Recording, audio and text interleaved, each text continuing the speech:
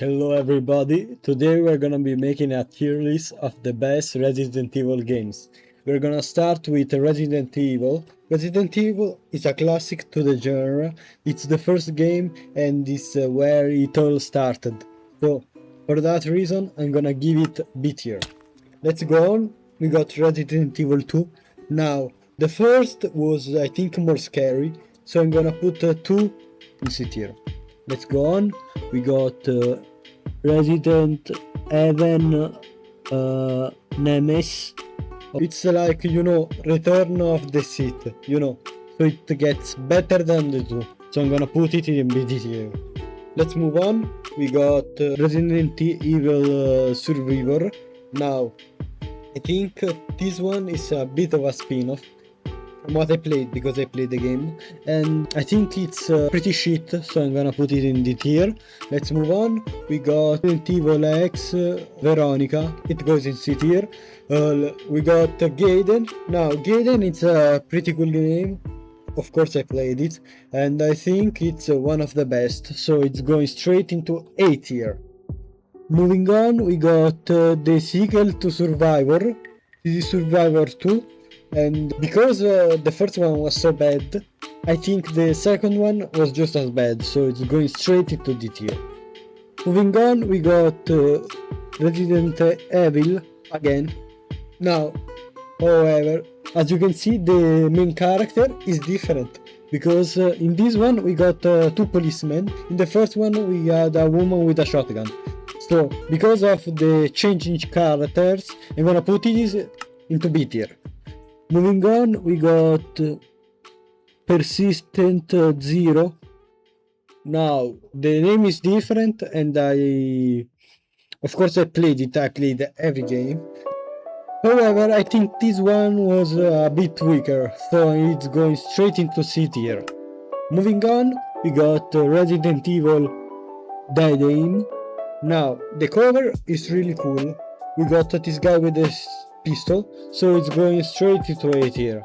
Moving on, we got Resident Evil Outbreak. Now, this one I think was a pretty bad game, so it's going straight into D tier. However, we got the sequel, Resident Evil Outbreak, I can't read, so D tier as well. We got Resident Evil 4. Now, this is one of my best favorite games. Plan Kennedy and the daughter of the president go straight into S tier, no question asked. Now we got Resident Evil Chapella Chirades, B tier. Moving on, we got Resident Evil 5. Now 5 was just as good as 4, so straight into S tier. Moving on, we got Resident Evil Policies, C tier. Moving on, we got Resident Evil 3D Mercenaries. Now, because it has 3D in the name, and it was made for the 3DS, it was a pretty bad game, so D tier. We got Resident Evil Revelations, B tier. Moving on, we got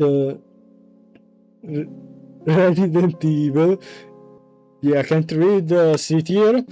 We got 6 A tier. We got Resident Evil 2 Revelations. We got the Eye. The Eye is like a constant to the series, as is the Eye of Sauron, the Eye of sees it all. And this game was like, for me at least, really mind-opening, so it's going straight into B tier. Moving on, we got Umbrella Corps. It doesn't have Resident Evil in the name and was like a spin-off, so I didn't really like it, D tier. Moving on, we got Resident Evil Orange Text, B tier. Moving on, we got Resident Evil 2. Now, this game was pretty good, so it's going straight into S tier. Moving on, we got Resistance. Now, this is another spin-off. As I said before, the spin-offs are for me at least, they didn't really match my interests, so it's going straight into D tier. Now we got Resident Evil 3. Resident Evil 3, I think it's a pretty good game.